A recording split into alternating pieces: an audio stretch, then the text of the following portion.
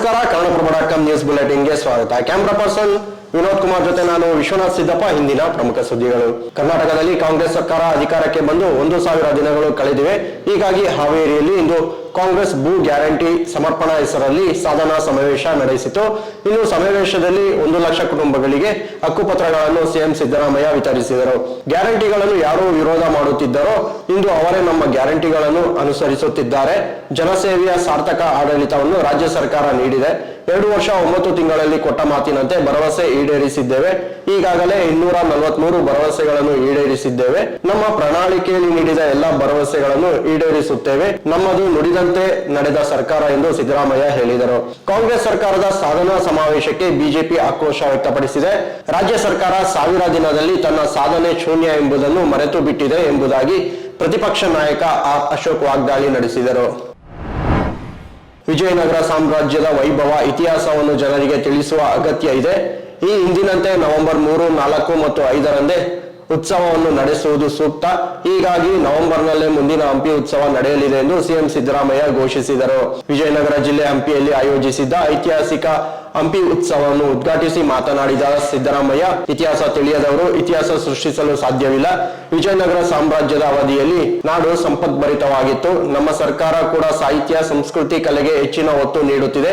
ವಿಜಯನಗರ ಕಾಲದಲ್ಲಿ ಸಂಪದ್ಭರಿತವಾದ ಹಂಪಿಯ ಹಿರಿಮೆಯನ್ನು ಹಂಪಿ ಉತ್ಸವದಿಂದ ತಿಳಿಯಬಹುದಾಗಿದೆ ಎಂದರು. ಇನ್ನು ಹಂಪಿ ಉತ್ಸವ ಉದ್ಘಾಟನಾ ವೇಳೆ ಸಮಾರಂಭದ ವೇದಿಕೆ ಬಳಿ ಶುಕ್ರವಾರ ರಾತ್ರಿ ಬೆಂಕಿ ಅವಘಡ ಸಂಭವಿಸಿದ್ದು, ಸ್ಥಳದಲ್ಲಿ ಕೆಲ ಕಾಲ ಆತಂಕ ವಾತಾವರಣ ನಿರ್ಮಾಣವಾಯಿತು. ಆದರೆ ಯಾರಿಗೂ ಹಾನಿಯಾಗಿಲ್ಲ.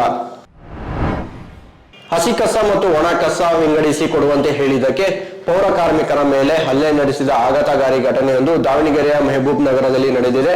ಮಹಿಳೆಯೊಬ್ಬರು ಕಸದೊಂದಿಗೆ ಮಗುವಿನ ಡೈಪರ್ ಕೂಡ ತಂದಿದ್ದರು. ಈ ವೇಳೆ ಪೌರ ಕಾರ್ಮಿಕರು ಮಗುವಿನ ಡೈಪರ್ ಅನ್ನು ಪ್ರತ್ಯೇಕವಾಗಿ ಕೊಡಿ ಎಂದು ತಿಳಿಸಿದ್ದಾರೆ. ಇದಕ್ಕೆ ಸ್ಥಳೀಯರು ಹಾಗೂ ಪೌರ ಕಾರ್ಮಿಕರ ನಡುವೆ ಮಾತಿನ ಚಕಮಕಿ ನಡೆದು ವಿಕೋಪಕ್ಕೆ ತಿರುಗಿದೆ. ಪೌರ ಕಾರ್ಮಿಕರ ಮೇಲೆ ಹಜ್ಜು ಮತ್ತು ನೂರ್ ಎಂಬುವರು ಹಲ್ಲೆ ನಡೆಸಿದ್ದರು. ನಂತರ ಪೌರ ಕಾರ್ಮಿಕರು ಕಸ ಸಾಗಿಸುವ ಆಟೋಗಳನ್ನು ಆಜಾದ್ ನಗರದ ಪೊಲೀಸ್ ಠಾಣೆ ಮುಂಭಾಗ ತಂದು ನಿಲ್ಲಿಸಿ ಪ್ರತಿಭಟನೆ ನಡೆಸಿದ್ದು, ಆರೋಪಿಗಳ ಬಂಧನಕ್ಕೆ ಆಗ್ರಹಿಸಿದರು. ನಂತರ ಪಿಐ ವಸಂತ್ ನೇತೃತ್ವದ ತಂಡ 2 ಆರೋಪಿಗಳನ್ನು ಬಂಧಿಸಿದ್ದು, ಅವರ ವಿರುದ್ಧ ಎಫ್ಐಆರ್ ದಾಖಲಿಸಿದೆ. ಕೆನಡಾದಲ್ಲಿ ಕರ್ನಾಟಕ ಮೂಲದ ವ್ಯಕ್ತಿಯೊಬ್ಬರನ್ನು ಗುಂಡಿಟ್ಟು ಹತ್ಯೆ ಮಾಡಲಾಗಿತ್ತು. ಈ ಪ್ರಕರಣ ಬೆನ್ನಲ್ಲೇ ಇದೀಗ ಕ್ಯಾಲಿಫೋರ್ನಿಯಾದಲ್ಲಿ ಕರ್ನಾಟಕ ಮೂಲದ 24 ವರ್ಷದ ವಿದ್ಯಾರ್ಥಿ ಸಾಕೇತ್ ನಾಪತ್ತೆಯಾಗಿದ್ದಾರೆ.